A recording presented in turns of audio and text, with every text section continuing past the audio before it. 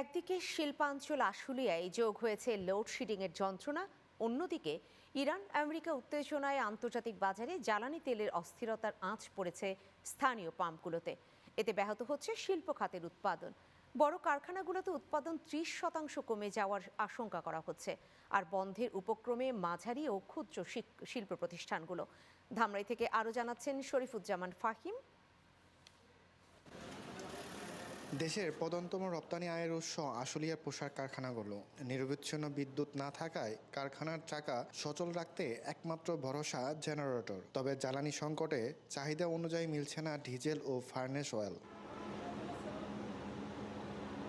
বড় কারখানার অবস্থা নাজুক হলেও মাঝারি ও ছোট কারখানাগুলোর দশা আরও করুণ। পুঁজি সংকটে থাকা এসব ক্ষুদ্র প্রতিষ্ঠান এখন প্রায় বন্ধ হওয়ার উপক্রম। এতে কাজ হারানোর অনিশ্চয়তায় হাজারো শ্রমিক। বিদ্যুৎ নেই, ডিজেল নেই, গ্যাস নেই, তিনটাই নেই।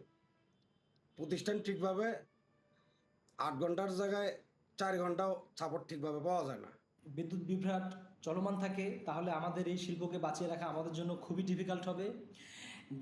যেভাবে লোডশেডিং শুরু হয়েছে এবং একই সাথে আমাদের জেনারেটর সচল রাখার জন্য যে তেলের ঘাটতি, সেটি আমাদেরকে বলে দিচ্ছে যে সামনে আমাদের জন্য অত্যন্ত ভয়াবহ অবস্থা আমাদের জন্য অপেক্ষা করছে।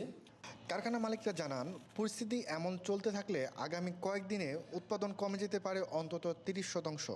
পর্যাপ্ত পরিমাণে যদি আমরা তেল নিশ্চিত করতে না পারি, জেনারেটর বন্ধ থাকার কারণে কিন্তু আমাদের উৎপাদনে একটা ব্যাপক প্রভাব পড়েছে। সঠিক সময়ে যদি শিপমেন্ট করতে না পারি, তাহলে কিন্তু বাংলাদেশ থেকে অনেক মূল্যবান বায়ার কিন্তু হারানোর একটা ঝুঁকি রয়েছে। তেলের সংকট আছে, তেলের সংকটের কারণে আমাদের যে ইনস্ট্যান্ট পাওয়ার সাপ্লাইয়ের জন্য আমাদের ডিজেল জেনারেটর আছে, এই ডিজেল জেনারেটরগুলো আমরা ঠিকমতো চালাতে পারতেছি না। এই না পারার কারণে আমাদের উৎপাদনে ব্যাঘাত ঘটতেছে। রপ্তানির লক্ষ্যমাত্রা অর্জনে এই মুহূর্তে নিরবিচ্ছিন্ন জ্বালানি সরবরাহ নিশ্চিত করার দাবি সংশ্লিষ্টদের। তবে প্রশাসনের দাবি স্বাভাবিক রয়েছে পরিস্থিতি। আমাদের এখানে বিদ্যুৎ একদম যায় না বললেই চলে, যে কারণে আমাদের এই চাহিদাটা অনেকটা কম এবং আমাদের যে যোগানটা রয়েছে ডিজেলের, সেটা দিয়ে আমরা আসলে এটা কভার করতে পারছি এই মুহূর্তে। তো এই মুহূর্তে আসলে কোনো সমস্যা হচ্ছে না।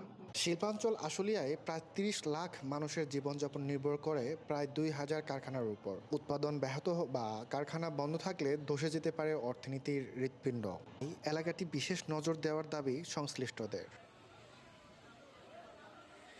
শরীফুজ্জামান ফাহিম, চ্যানেল 9, আশুলিয়া, সাভার, ঢাকা।